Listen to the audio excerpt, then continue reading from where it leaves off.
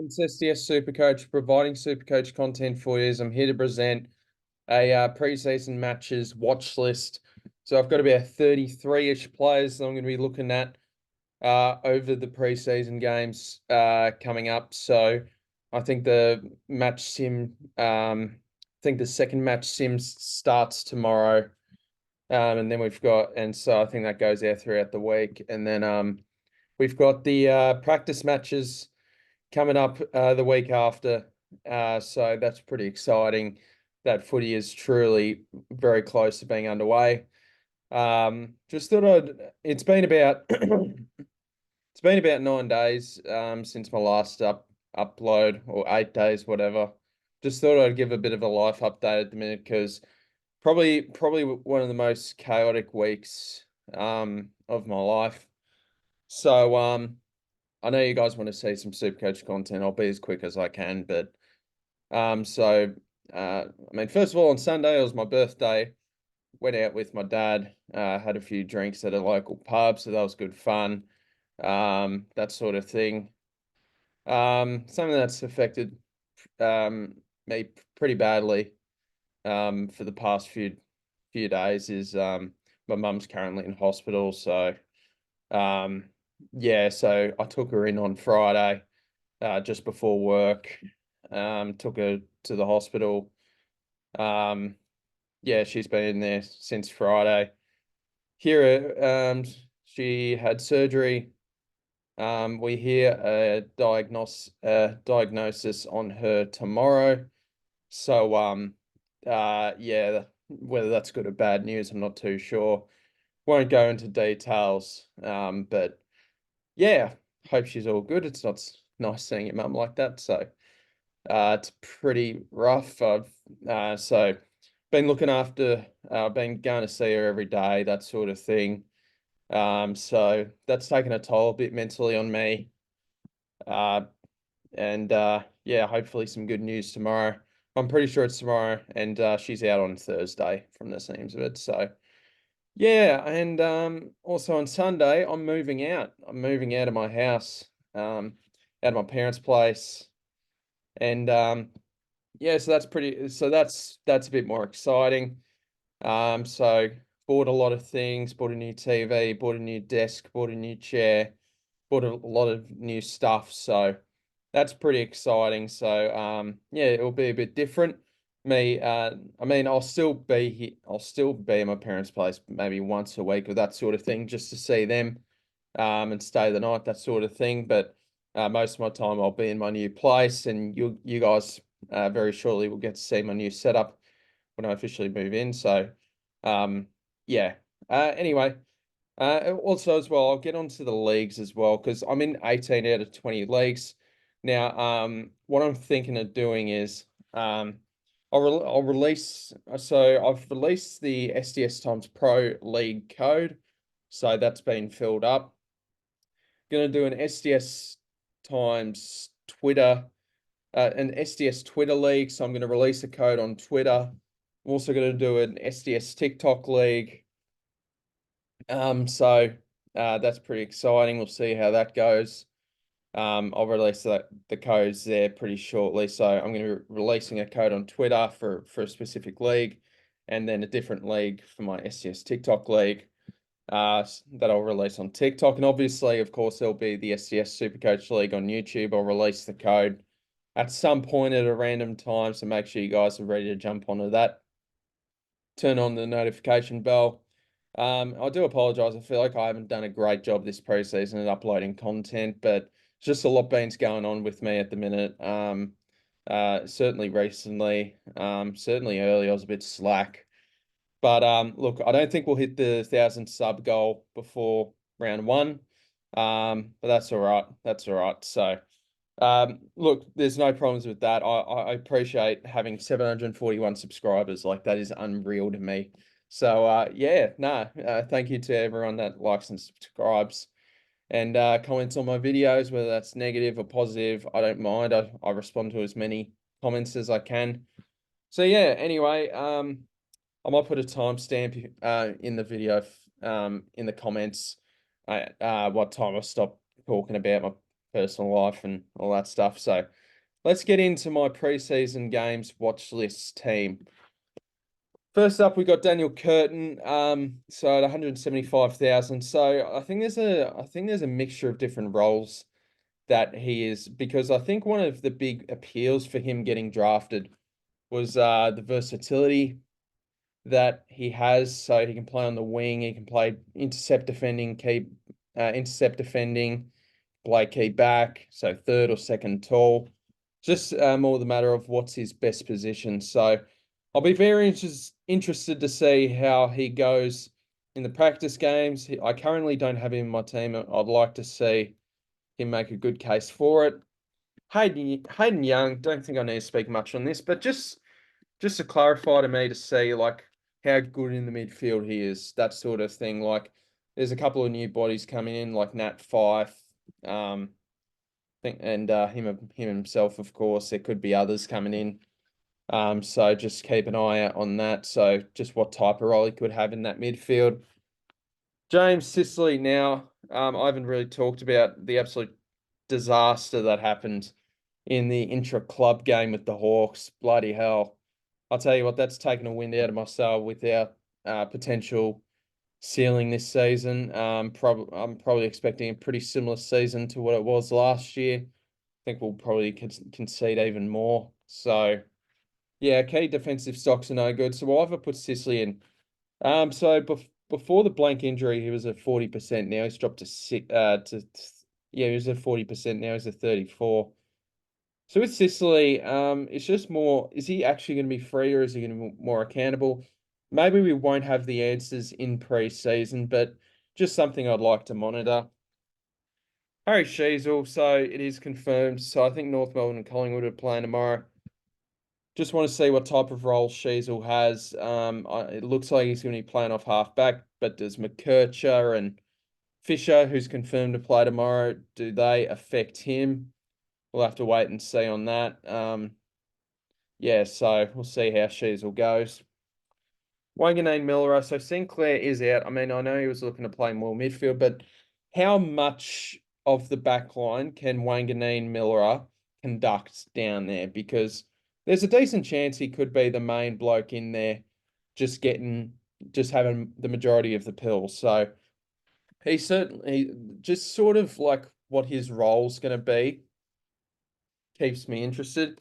Elliot Yeo, I know I think JD's gone him in SuperCoach Classic at the minute. I rate a lot of SuperCoach YouTubers content and their opinions very highly. Yeah, I watched a lot of content. Yeah, I don't really watch my own videos back, so but I know that JD, like, he's one of the best SuperCoach minds in the game, so I can kind of see where he came from. I think he's playing full-time mid, Elliot Yeo. So, and also I think I saw on Twitter, I forgot the bloke who said this, and I'm sorry, I'm forgetting your name, but he said that this year more than ever you can afford to potentially look to start a couple of injury-prone players, potentially as value, just because of best 18, you can hide those injured scores a bit easier.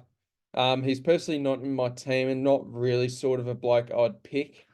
I've got Nat Fife in my team currently, but that's because he has chance to make money. Now, Elliot Yeo, of course, has chance to make money, but he's not exactly a cash cow. He's going to need to average a bit to to get to 600, of course, or to be a keeper and to even play consistent games. So I'd like to see a bit of Elliot Yeo on the tally. Connor O'Sullivan, I feel like, is flying under the radar as a SuperCoach rookie option. I think there's a good chance that he could play round one. I'd just like to see, as I say every video, it's easier to get blood out of a stone than it is to get Geelong inside info, because all the media personnel are in Melbourne and not in Geelong. So I like to see what type of key position defender he is. Similar to Curtin, is he going to be intercepting a lockdown? So that's going to be interesting. And Connor Budrick is another one, 301k. Dimmer did mention that he could be sort of a Jaden Short type of defender for them, be used off half back, get a lot of the pill, be penetrating off that half back line. So I'm pretty curious to see how exactly that looks. We'll go into the rucks. This should be pretty quick and easy. So Jordan Sweet, yeah, really just what type of role have you got? Jordan Sweet, what type of role have you got? So are you is he number one ruck? Is Soldo playing in there? I'd like to see what kind of style of role that he's got, because I do think he's a very talented player. Just more about if he can get himself open to become the number one ruck. That's really the main thing. Tristan Xerri, to my knowledge, is able to play tomorrow, so going to have a look at him. I do think when he's healthy, he's a good player, but again, he's one of those injury risk players. But I do think there's talent there and value there.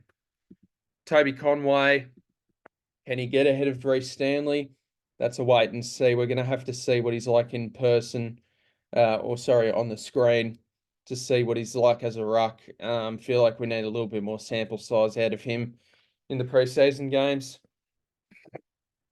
Moving into the forward line, Sean Manor for the Cats. I guess another one to where I know it's 50%, 56% ownership, but we got to see I know he's going to probably looking to play high half forward, but I just another one I would like to see a bit more of. Finlay McRae, it's pretty tough for a bloke who was playing VFL all year to get a game in the reigning Premier's side, especially in the midfield. Like it's a tough gig. So I do have my questions on whether he can get into that midfield.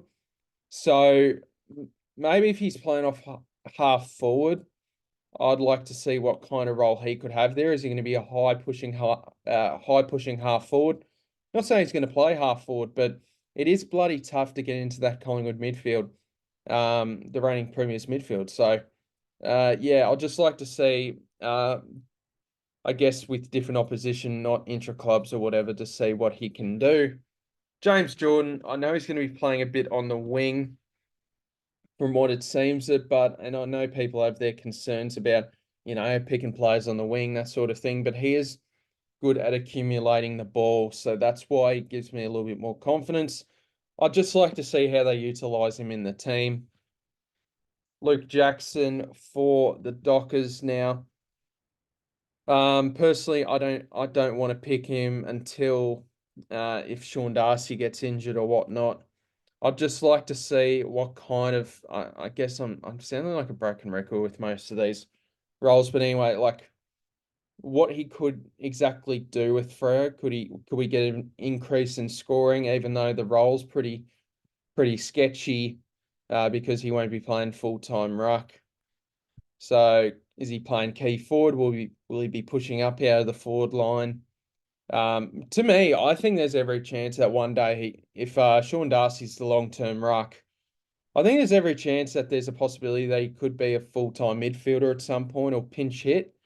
I just think he has the versatility and not the versatility, obviously he's vertically gifted in height. That didn't make any sense. He's tall. He's a tall player. But I do think, he's mobile. That was the word I was looking for. He's very mobile. And I do think one day he could become, even though as weird as it sounds, he could eventually become a midfielder. James Harms, I know the buzzword in pre-season's about midfield time, and you've been hearing a bit of that with James Harms, but I don't know. Is he really going to be getting midfield time? I'd like to see that. Bevo could just tease the crap out of us with this. I personally haven't got him on my side. I'd need some convincing to pick this bloke, just because I just don't think he's going to be playing in the midfield. If he does play in the midfield, then great, because I think he could be a solid pick, because I think he has some good, decent scoring history in the past, but it's just, I don't know. He would need to stand out a fair bit. Alex Sexton for the Suns, he's gotten a bit of hype recently that he could be playing off half back. Whether that's for the first or not, we'll have to wait and see. We'll get a look round 0 anyway, so I guess that doesn't really matter. But if he's playing off halfback and he's 133k, then he's certainly a bloke to have a look at if he's picked. That's for sure. I mean, yeah, it feels like he's been on the list for ages, and it's just, I think he had one good year as a down forward, but he's just really struggled to get into the team over the years. Let's go Dusty here. How's he liking the midfield? What can he do? That sort of thing. So I'm very interested to see how Dusty goes under a new coach. His midfield time, that sort of thing. I don't think he played against Melbourne, so I'm interested to see round 0 with him, that's for sure. And then Zach Fisher, he's had 2 or 3 hamstring problems over the preseason. There's no denying that there's no denying that he has a good role. Just more about his health and what sort of condition he's in, that sort of thing. Because to me, he doesn't look like the fittest of players coming back from preseason. So, and also he's had a couple of hamstring issues. Like, there's no denying of the role. And if he had no complaints, I would have picked him. He would be in my team. But yeah, I'd just like to see. I guess another main thing as well is how he affects Sheasel, because I've actually got Sheasel currently in my side, but it's more of a wait and see, like to just see how if they eat into each other or that sort of thing. All right, so I've got about 11 names for the 11, 12 names in the midfield here, so I'll go through them as quickly as I can. All right, so first up, we got Jai Clark from the Cats. I've got a lot of Cats players in here just because I kind of need to see what the go is. Just to see like his role and if he gets picked, that sort of thing. Like, do they have faith in him? Because we just haven't really seen much out of him just yet, purely because he got injured. But I think I'm slowly starting to hear some good things about Jai Clark, so he's just on my bench for the time being. Tom Green, so also I guess with the back the back setback for Sam Walsh has made him get out of my team. So I'm now really considering Tom Green, but then you're picking Flanders and Tom Green, and it's a bit for round 3. So yeah, maybe one to monitor with Tom Green. If this was a regular season, I would 1,000% be picking him. I think he's a good chance for the Brownlow. So maybe you just go, stuff it. We'll be right in round 3 and just go with him. Maybe that's the tactic. I don't know. I just really want to pick Tom Green. Hopefully he does a lot in pre-season where I go, yeah, stuff it. We just got to rock and roll with this pick.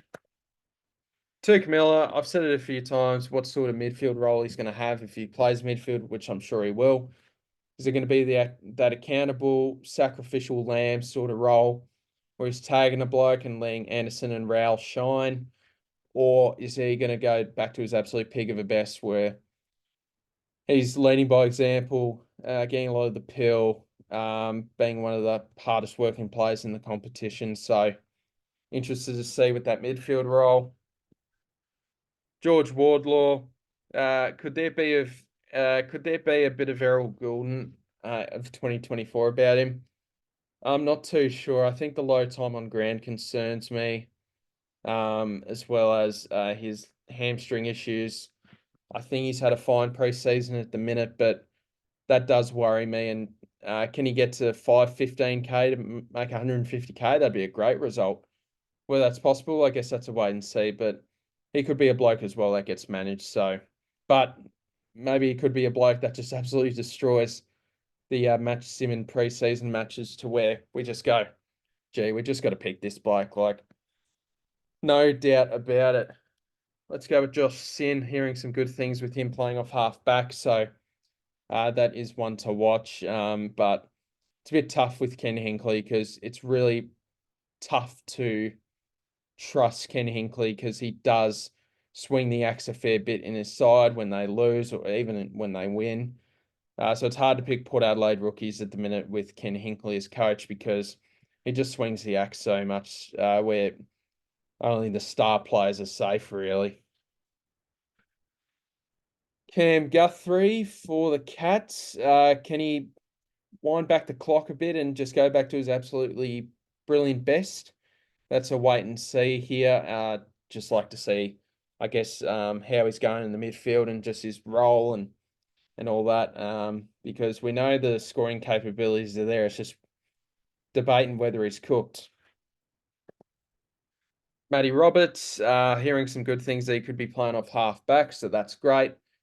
It's just more if I guess does he? I guess we'll find out in round 0 anyway, as well with him. But does he get a game? Are they using him a fair bit off half back or wing? That's one to find out. So I'd like to see how they utilise him in the games. Any Brayshaw, if he's playing any outside time, could he be chucked on the wing with the additions in the midfield? That's one to wait and see there. I've currently got Sarong in my team. I know that sounds hypocritical because I always said I was going to go Sarong, but sorry, I said I'll always go Brayshaw, but can't deny Sarong. Like I know Damo, who does YouTube now. So shout out to him, Damo SuperCoach. He's a Freo fan. He prefers Sarong, so I think that's a pretty big say. Getting Fremantle people saying go, I'd go Sarong over Brayshaw. All right, 3 more names. Just a real quick one. Marcus Windhager, one for defence. Like I guess similar to Turk Miller, I guess. Obviously not in the scoring capacity, but are they going to unleash him or are they going to use him more as a tagger? So that's a wait and see with that. And to see if he actually gets in the midfield, Marcus Windhager. All right. Oh no, sorry, I already included Cam Guthrie. My bad. I guess we'll chuck Windhager in there. I'll include 30 players here. So Windhager. I think I'm running out of money here, so I'll just chuck out Tom Green for the time being. So yeah, actually I'll get rid of one more, get rid of Sicily, just so we can include these 2 names. Yeah, Windhager, I guess, is one to watch as well. So, all right. Now it's going to be Matt Crouch here. Does he eat into? What's going on here? Why can't I? Oh no, I've got it in defense. Matt Crouch. Oh my God, computer, work with me. Yeah, Matt Crouch. So it's just more about does he eat into Dawson and Laird scoring? So I guess it's a watch on them. Do these other blokes like Rochelle or Rankin eat into his midfield time a bit too much? And I guess just to see how he looks and how the Adelaide Crows midfield looks, because they could look to drop him if they're not liking the midfield mix pretty early or whatnot. And lastly, we're going to go with Nick Martin. I've got him in my team. I'm pretty bullish on him. But obviously you'd want to see how he's going in pre-season. So just keep that in mind with Nick Martin. I guess just to witness his role in person, because we've never seen him off the halfback before. Now, it's pretty clear from what I've heard that he's doing a great job back down there, but it's always good to see in person. Like, how good is his kicking? Is he getting in the right positions? Is he taking, is he pretty bullish to take the kickouts? That sort of thing. Like, we've never seen him off the halfback before. So, all right, we'll leave it there, guys. So that's my preseason matches and preseason match simulations and practice matches watch list before we head into the footy season. So thank you guys very much for watching. I'll do my best to upload more, but I guess once I move in, it will be a lot easier. So yeah, thank you guys very much for watching, and I'll see you guys in the next video. Have a good one, guys. See ya.